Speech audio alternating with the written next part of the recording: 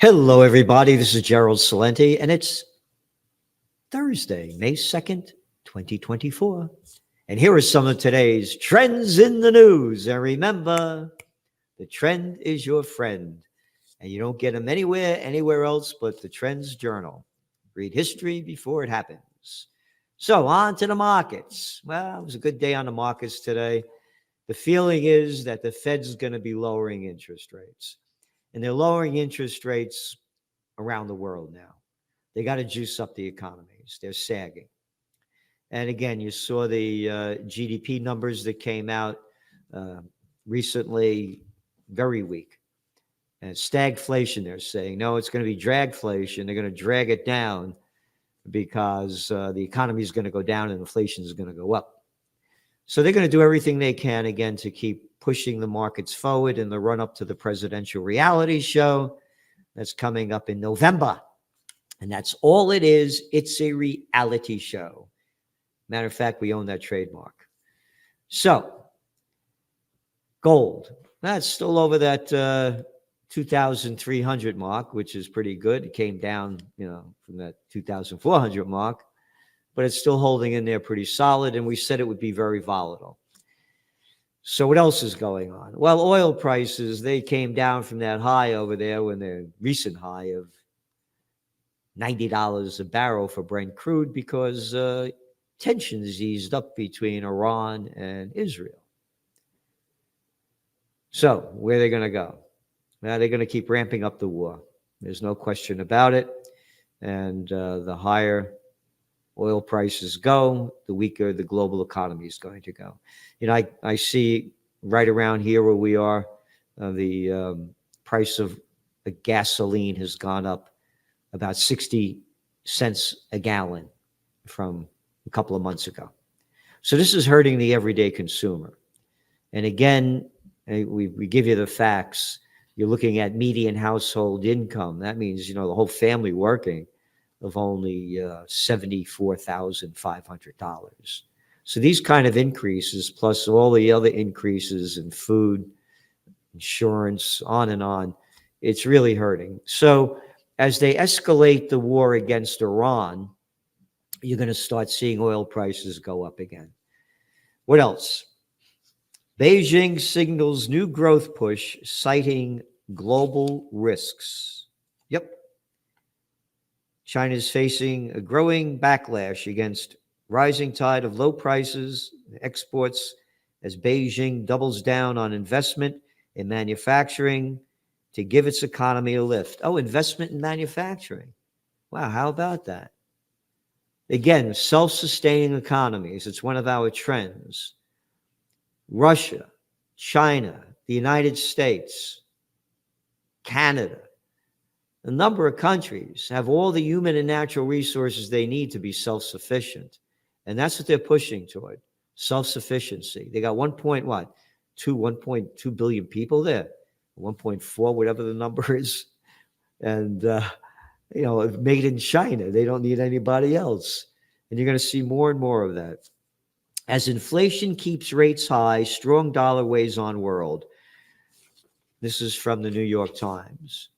Read your Trends Journal and you read your economic update. This is old news. We talked about this. There's going to be pressure from other countries for the United States to lower their interest rates.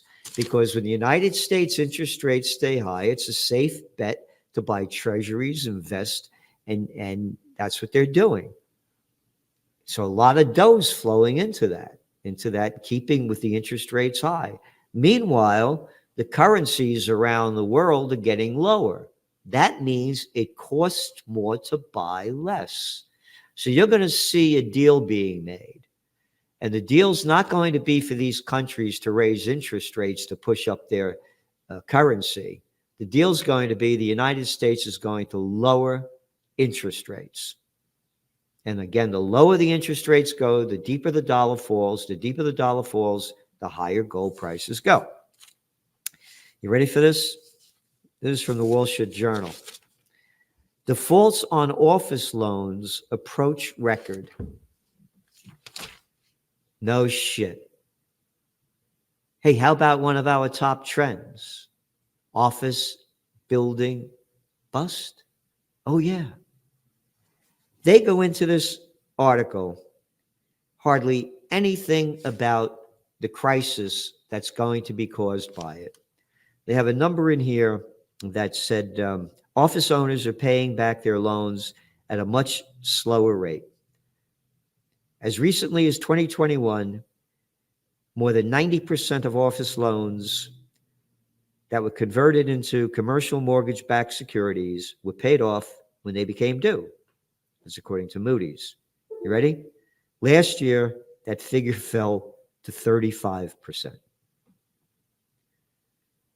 That's the worst payoff rate in the history of the data, which goes back to 2007. Oh, you mean the Panic of '08? Oh, we took out the domain name Panic of '08 in 2007. This is serious. It's hardly being reported. They do not talk about the crisis that's about to happen when the defaults on these loans begin. Again, they're paying higher interest rates with a lot less tenants. This isn't rocket science. Again, banks go bust. So that's one of your top trends for 2024. And when this happens, you are going to see the markets crash and you're going to see the global economy crash. This is going to be worse than the Panic of '08. They estimate there is $4 trillion in commercial real estate loans that are coming due in the next 2.5 years. And again, not my data, the data out there. What is your office vacancy rate in San Francisco? About 36.7%, up 10 times from pre-COVID war in 2019. It was about 3.6% back then. 29% in Portland, Oregon. New York City, 23% vacant. And now your office occupancy rate, according to Castle Systems, around 52%. And again, the bigs are getting bigger. PG&E near deal with KKR over power unit. That's only $2 billion. FTC Exxon clears way for mega deal. It's only $60 billion. Look what's going on here. The bigs own everything. The private equity groups, venture capitalists. It's a scam. Total scam. Yep. So, what else? Well, we got the wonderful Israel war going on. Netanyahu tells Blinken he won't agree to permanent ceasefire to free hostages. This is from antiwar.com. He told Blinken that we are interested in reaching a deal and determined to topple Hamas. An Israeli official told the Times of Israel. They write, for months, Hamas has said it would free all remaining Israeli hostages in exchange for a permanent ceasefire, an Israeli withdrawal from Gaza, and the release of Palestinian prisoners. So that's the fact. That's the fact.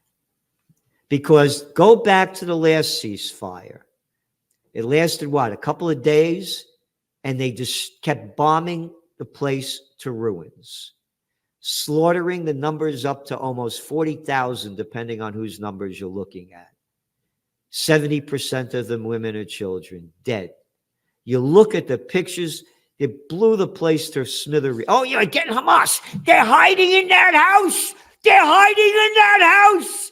Bomb the whole fucking place. This is disgusting what's going on. And the American government supports it wholeheartedly. Yep. Netanyahu told Blinken that Israel will invade the southern Gaza city of Rafah which is packed with over 1 million civilians. Quote, the Rafah operation does not depend on anything, Netanyahu said. This murder in front of everybody's eyes. Why, you anti-Semite? Why, you anti-Semite? Fuck off. Fuck off. A day earlier, Netanyahu said Rafah would be invaded with or without a hostage deal. During the visit, Blinken said Hamas was solely to blame for the lack of ceasefire. Well, they're saying they'll have a ceasefire. They want it permanent. And they want Israel the hell out of there. How dare you say that, Salenti? Don't you know that God gave them that land? It's right in the Torah, chapter 6, section 8. Hamas sit back. There's a very strong proposal on the table right now. Hamas needs to say yes and needs to get this done, Blinken said. Hamas returned from what Blinken said, quote, Blinken's comments contradict reality. It is not strange for Blinken, who is known as the foreign minister of Israel, not America, to make such a statement. Hamas official told Reuters. Even the Israeli negotiating team admitted Netanyahu was the one who was hindering reaching an agreement.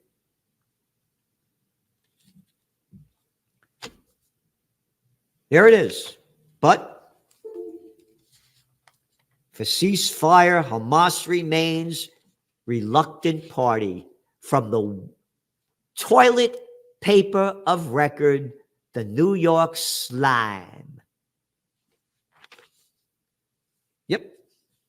American officials believe that Israel has conceded everything it can, raising doubts in Washington about whether Hamas really wants a deal. Here, this is buried over here. You ready? Hamas, of course, believes there is one more concession Israel could give. Announce an end to the war. Why, how dare they say announce an end to the war? What the fuck is wrong with you? We got to keep killing the people. We got to keep stealing the land.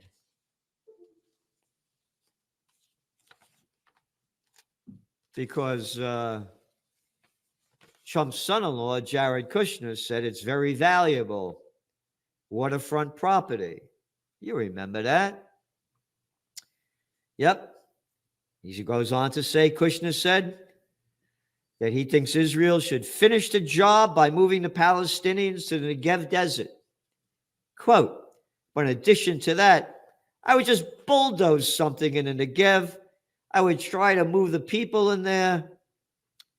And I think that's a better option, so you could go in and finish the job and create that waterfront property. Where is the outrage? Total fucking bullshit. Yep. Yep. You ready for this?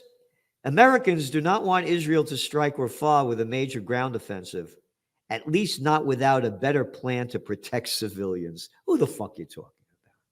Protect civilians. You got 1 million people there. You blew the fucking place to shit. And, of course, the scumbags, the little pricks, and I can't say the other word, passed a bill in the United States that conflates criticism of Israel with anti-Semitism. The bill would crack down on pro-Palestinian protesters at college campuses across the country, which have been falsely labeled anti-Semitic. And again, go to that little scumbag, that Wales guy, and that's the same fucking bullshit they tried to shove down my throat. Here's the link below. A little fucking piece of shit and a little clown boy next to him. Again, this is from antiwar.com.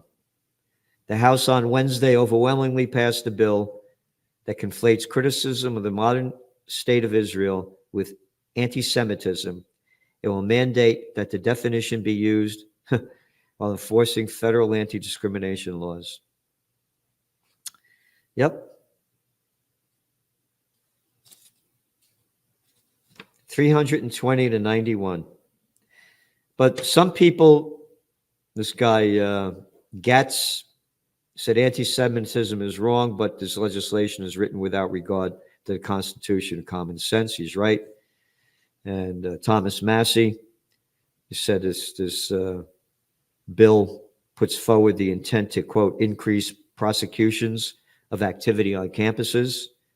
And even Jerry Nadler, I was on TV with this guy, by the way, back in the day on Fox. He's a Democratic representative from New York. And I don't agree with the guy on 90% of the stuff, but he said speech is critical of Israel alone does not constitute unlawful discrimination. By encompassing purely political speech about Israel into Title V's ambit, the bill sweeps too broadly. Nadler made similar comments last year when opposing a bill that conflated anti-Zionism with anti-Semitism, noting that there are Jews who oppose Zionism. Quote, this resolution ignores the fact that even today, certain Orthodox Hasidic Jews in communities, the Satmars in New York and others, as well as adherents of the pre-state Jewish labor movement, have held views that they are at odds with modern Zionist conception. You got it. They invented it. Modern Zionist convention, brought to you, that guy, what's his name? Herzl, back in the 1800s, late 1800s. And then the protesters. Protesters connect Gaza war with struggles near and far. Total bullshit from the toilet paper record. Students see links to policing, racism, and global warming. What fucking bullshit. Schools, police crack down on protests. Yep. Again, look at the cover of your Trends Journal. All right? This went out on Tuesday. Kent State 2.0 stormtroopers will beat and kill campus protesters for peace. Now look at the headline in today's CNN. They had it up, but they hit it real quick.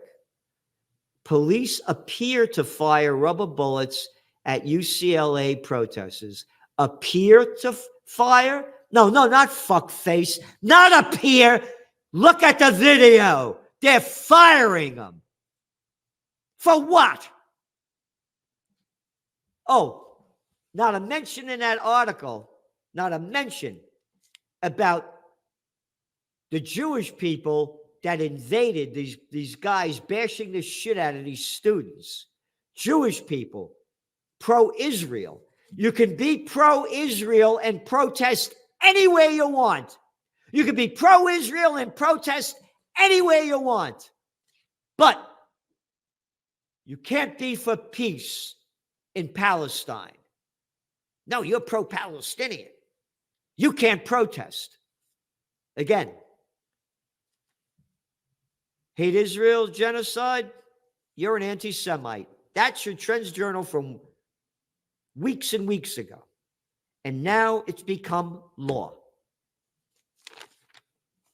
Biden says Americans have, quote, right to protest, but not right to cause chaos. Oh, but Israel has the right to slaughter anybody they want. Anybody, anytime. Oh, like America. That's why you hear bullshit Biden. Every fucking war he loved. What chaos. What chaos. A couple of universities, Brown and another one, they agreed to the protesters not to pull out funding Israeli ventures. Chaos. The chaos is being caused by the police and others. These kids were in a damn camping out. And then it started to escalate. Arresting. 200 people arrested in LA. More than 90 protesters in Dartmouth. 29 demonstrators arrested in New York at Stony Brook. 300. Columbia. One after another. It's your cover of your Trends Journal. Look at it. All right? All right? America? Oh, bringing freedom and democracy to other countries, and you better take that fucking jab. You better do what we tell you. And stand 6 feet apart, you fuck. And put on that mask when you go into an airplane. But you can take it off when you're eating and drinking. And when you go in a restaurant, put on that fucking mask. But when you sit down, you can take it off. All right? These are the same fucking people. The same scumbags. The murderous bastards and bitches. Motherfuckers, and to be equal, fatherfuckers. Aid flows into Gaza, but not nearly enough, activists say. How about reality says? Rebuilding homes in Gaza Strip could drag into the next century if the pace follows the trend, a UN report released today, according to Reuters. And it goes on. Top UN court rules that Germany can continue to arm Israel. Yeah, keep killing him. Then a little shithead, that Stoltenberg, that other little arrogant fuck over there. That's the head over there of the NATO. You ready? Ukraine could still win war. Hey, nobody talks about the counteroffensive. Oh, yeah, that was last year at this time. Yeah, remember that?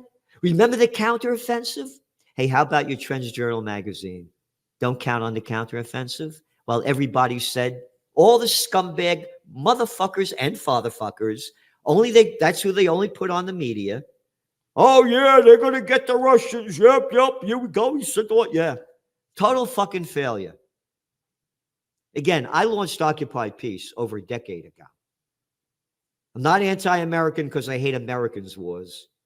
And I'm not anti-Jewish because I hate the Zionist wars. We need peace on earth. Remember, there's the Samson option. If Israel loses, they go nuclear. So, check out the video I did yesterday with Judge Andrew Napolitano. It's also about the college protests and disgusting and what he says about it and what all true men and women say about it. These are students that are protesting for peace, and the pieces of shit are trying to stop it. Again, go to trendsjournal.com to subscribe. It's only a couple of bucks, $2.56 a week. And we're giving you what nobody else in the world is giving you. Thanks for tuning in.